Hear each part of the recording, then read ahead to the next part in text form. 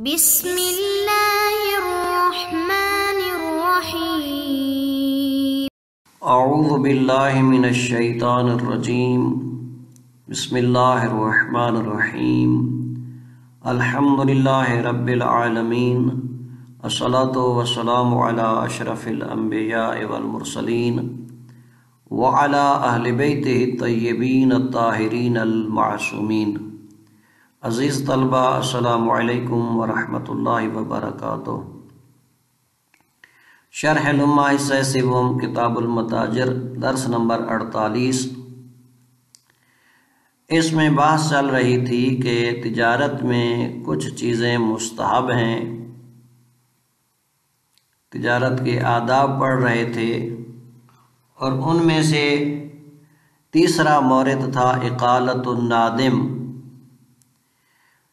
نادم شخص کا اقالہ، یعنی اس کی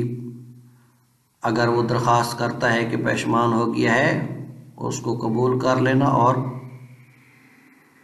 بیع کو ختم کر دینا۔ تو انہوں نے فرمایا تھا کہ یہ اس صورت میں ہوگا جب مجلس عقد سے وہ جدا ہو چکے ہوں اور یا دونوں نے اپنے لیے خیار نہ رکھنے کی شرط لگائی ہو، یعنی دونوں کو خیار نہیں ہوگا۔ تو ان دو صورتوں میں یعنی اقالہ ہو سکتا تھا۔ اب کہتے ہیں آیا اگر خیار بھی ہو،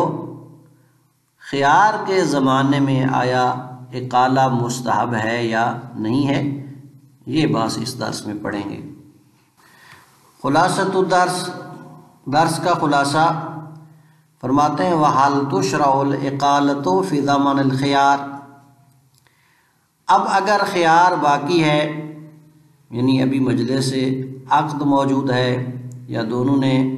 اپنے لیے کوئی خیار لگایا تھا، خیار کی شرط رکھی تھی،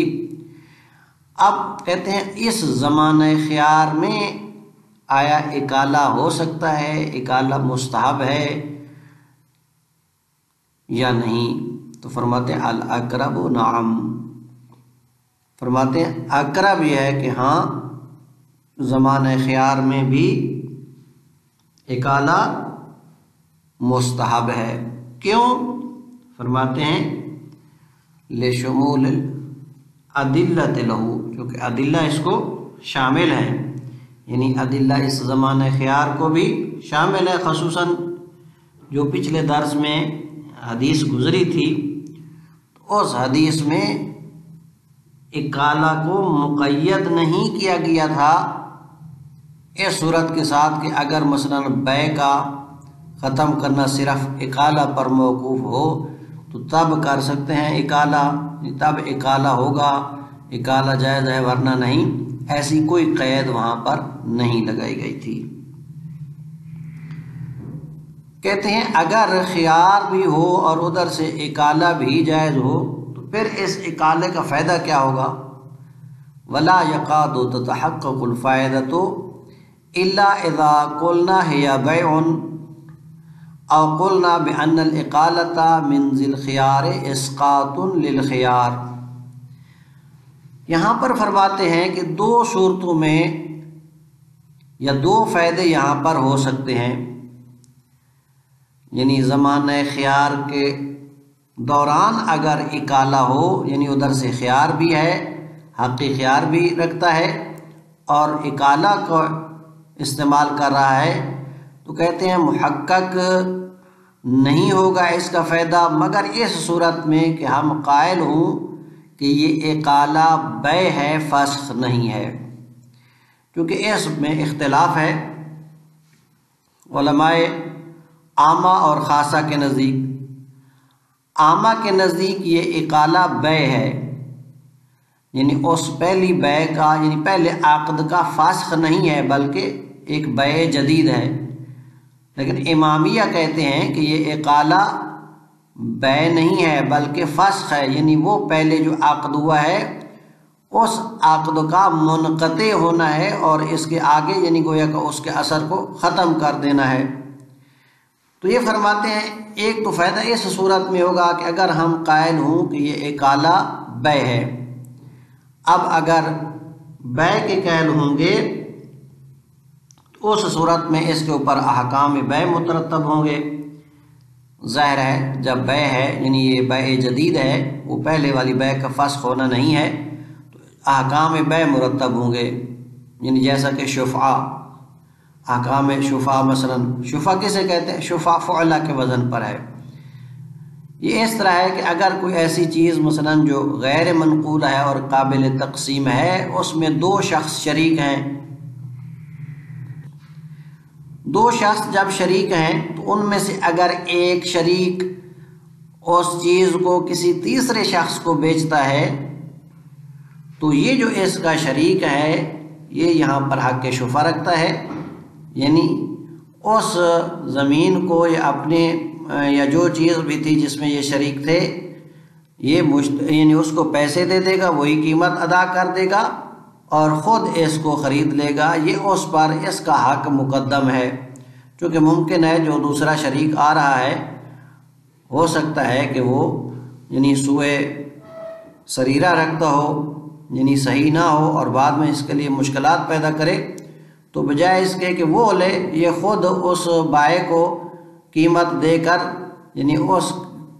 کو اپنے قبضے میں لے گا یا اس کا خود مالک بن جائے گا، یعنی گویا کہ اس کا حق جو ہے مقدم ہے اس تیسرے شخص پر۔ پس اس صورت میں اگر ہم بے کے قائل ہوتے ہیں تو فائدہ ظاہر ہوگا، یا بے کے باقی احکام جو ہے شفعہ کے علاوہ مثلا آگے چاہے گا اگر اس نے 100 روپے میں وہ چیز خریدی تھی تو اب مثلا 110 کی بھی دے سکتا ہے، 120 کی بھی دے سکتا ہے، ظاہر ہے بے جدید ہے تو جس طرح چاہے مثلا اس کو بیچ سکتا ہے۔ یا کہتے ہیں او قلنا بان الاقالۃ من ذی الخیار اسقاط للخیار،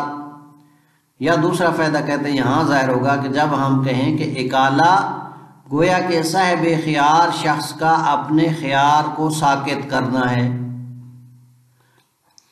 یعنی جس شخص کو خیار حاصل ہے اگر وہ اکالہ مثلا کرتا ہے تو اس کا مطلب یہ ہے کہ گویا کہ وہ اپنے خیار کو ساقط کر رہا ہے اور اس معاملے کو فرض کرے لازم کر رہا ہے۔ پس اکالہ کے ذریعے گویا کہ اس کا حق خیار جو ہے وہ ساقط ہو جائے گا۔ اور کہتے ہیں آیا اکالہ کے انجام پانے سے وہ خیار ساقط ہوگا، یا اگر کوئی شخص صرف اکالے کو طلب کرتا ہے ساتھ اس کے کہ اس کو علم ہے کہ اگر وہ اکالہ طلب کرے گا یا اکالہ ہوگا تو اس کا حق خیار ساقط ہو جائے گا، کہتے ہیں اس میں بھی احتمال ہے کہ اس کا خیار ساقط ہو جائے، وَيُحْتَمَلُ سُقُوطُ خِيَارِهِ بِنَفْسِ طَلَبِهَا مَعَ عِلْمِهِ بِالْحُكْمِ، یعنی خود اگر وہ اکالے کو طلب کرتا ہے، یعنی صرف طلب کرتا ہے، اگر اکالہ ابھی لاگو نہ بھی ہو، جاری نہ بھی ہو، اس صورت میں طلب کرنے کے ساتھ بھی کہتے ہیں ممکن ہے کہ اس کا خیار کیا ہو جائے، ساقط ہو جائے، البتہ اس صورت میں جب یہ جانتا ہو کہ اس اکالہ کے ساتھ اس کا خیار ساقط ہو جائے گا۔ شہید ثانی رحمۃ اللہ علیہ فرماتے ہیں والاقوی عدم السقوط فی الحالین، اقوی یہ ہے کہ دونوں صورتوں میں چاہے یعنی اکالہ واقع ہو یا طلب اکالہ ہو، ان دونوں صورتوں میں حق خیار ساقط نہیں ہوگا۔ کیوں؟ کیونکہ فرماتے ہیں نہ خود اکالہ اور نہ ہی طلب اکالہ، ان میں کوئی ایسی دلالت موجود نہیں ہے جو بیع کے لازم ہونے پر دلالت کرتے ہوں، نہ ہی دلالت مطابقی کے ذریعے، نہ ہی تضمنی کے ذریعے اور نہ ہی دلالت التزامی کے ذریعے۔ بس جب کوئی دلالت موجود نہیں ہے تو لہذا اس اکالہ یا طلب اکالہ کے ساتھ حق خیار ساقط نہیں ہوگا۔ وَهَلْ تُشْرَعُ الْإِقَالَةُ فِي زَمَنِ الْخِيَارِ الْأَقْرَبُ نعم، کہتے ہیں آیا اکالہ شرعی ہے یعنی مستحب ہے زمان خیار میں؟ فرماتے ہیں الاقرب نعم، اقرب یہ ہے کہ ہاں یہ اکالہ مستحب ہے۔ کیوں؟ لشمول العدلۃ لہو خصوصاً الحدیث السابقہ، چونکہ ادلہ اس کو شامل ہیں، خاص کر جو حدیث پیچھے گزر چکی ہے، فَإِنَّهُ لَمْ يَتَقَيَّدْ بِالتَّوَقُّفِ الْمَطْلُوبِ عَلَيْهَا، ان اس حدیث میں کوئی قید نہیں لگائی گئی تھی جو امام جعفر صادق علیہ السلام سے تھی کہ جو شخص بھی کسی مثلا شخص کی جو پشمان ہو چکا ہے اس کے اکالہ کو قبول کرے گا، یعنی اس کا معاملہ ختم کر دے گا، خداوند متعال اس کے لغزشوں سے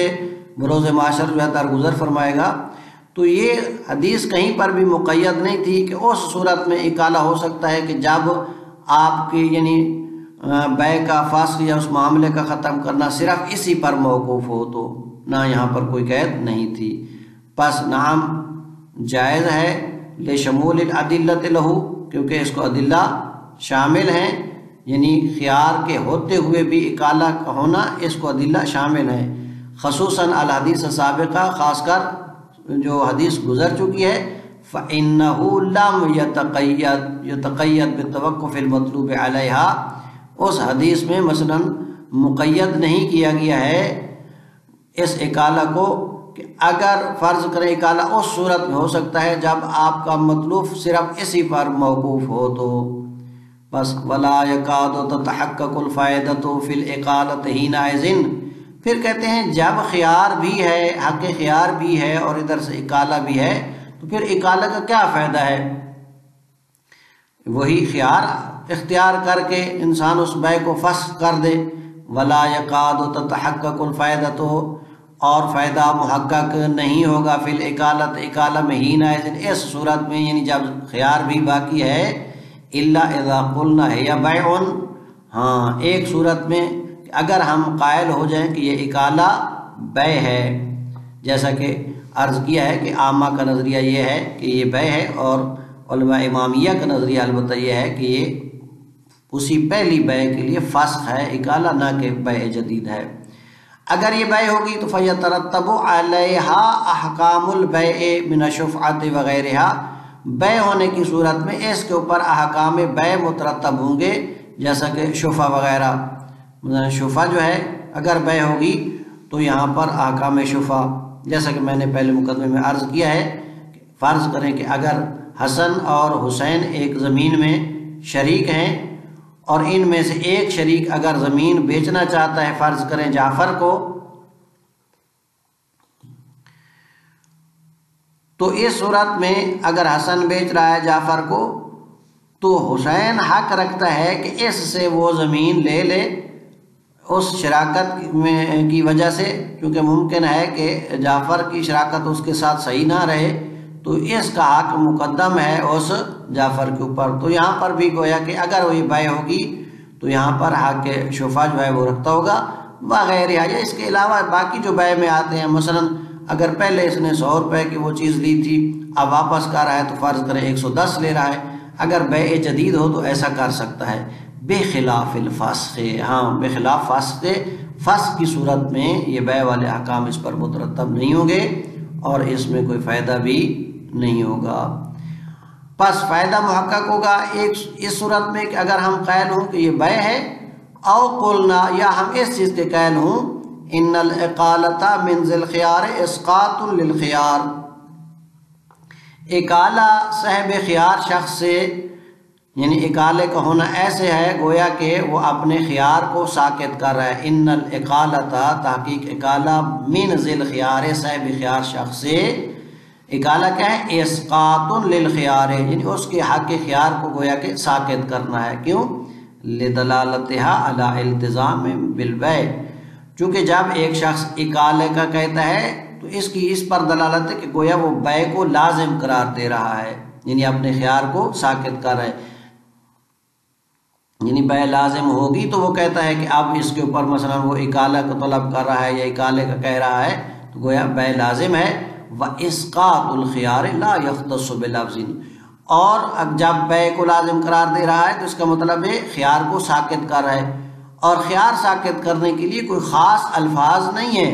کہ مثلا اس کے ساتھ اس کو ساقط کیا جائے، بل يحصل بكل ما دل عليه من قول وفعل، بلکہ یہ اسقاط خیار ہر اس چیز کے ساتھ حاصل ہو جائے گا جو دلالت کرے اس اسقاط پر قول اور فعل میں سے، جو بھی چیز ہوگی اس کے ساتھ یہ ساکت ہو جائے گا۔ وَتَظْهَرُ الْفَائِدَةُ حِينَئِذٍ فِيمَا لَوْ تَبَيَّنَ بُطْلَانُ الْإِقَالَةِ، ہاں البتہ اس میں فائدہ اس صورت میں ظاہر ہوگا، یعنی جب اس کا خیار ساکت ہو گیا، اگر اس کا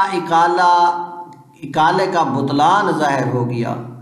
مثلا ادھر سے پہلے خیار ساکت ہو گیا تھا، یعنی جب ہم کہیں کہ یہ اکالہ کیا ہے، صاحب خیار سے اس کے خیار کا ساکت کرنا ہے، تو یہاں پر فائدہ ظاہر ہوگا کہ اگر یہ اکالہ بعد میں ظاہر ہوا کہ باطل ہے، مثلا کس طرح باطل ہے کہ اس نے جو چیز 100 روپے میں لی تھی اب جب واپس کر رہا ہے تو 110 میں کر رہا ہے، تو یہاں پر اکالہ اگر ہم کہیں تو یہ باطل ہے، اگر بے کے علاوہ البتہ فسق کے قائل ہوں تو۔ اس صورت میں مثلا اگر اکالہ باطل ہے فَلَيْسَ الْفَسْخُ بِالْخِيَارِ، تو یہاں پر پھر یہ شخص جس نے اکالہ کیا تھا، اب اکالہ جب باطل ہوا تو پھر خیار کے ساتھ بھی فسخ نہیں کر سکتا ہے، چونکہ خیار بھی اس کا اس اکالے کے ذریعے ساکت ہو چکا ہے۔ وَيُحْتَمَلُ سَقُوطُ خِيَارِهِ بِنَفْسِ طَلَبِهَا مَعَ عِلْمِهِ بِالْحُكْمِ، اور کہتے ہیں احتمال ہے کہ اس کا خیار ساکت ہو جائے خود اکالہ کے طلب سے،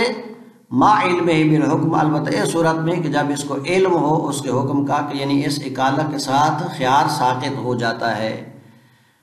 لما ذکرناہ من الوجہ، چونکہ اس میں بھی وہی ہے جو کچھ ہم واجب میں سے ذکر کر چکے ہیں، کیونکہ جب جو ہی اس نے طلب کیا تو گویا یہ بے کو